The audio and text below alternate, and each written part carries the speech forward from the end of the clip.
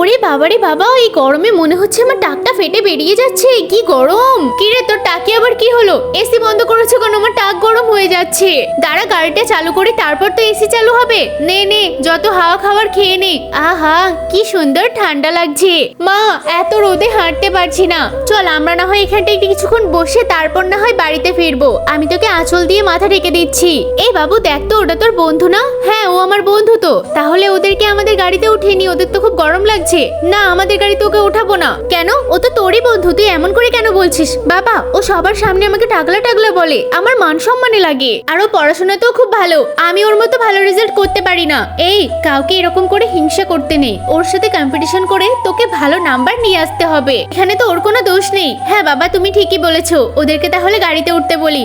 এই চল, আমাদের গাড়িতে চলে আয়, আমি তোকে বাড়ি অবধি পৌঁছে দেব। মা চলো, আমার বন্ধুও আমাদেরকে গাড়িতে উঠতে দেবে।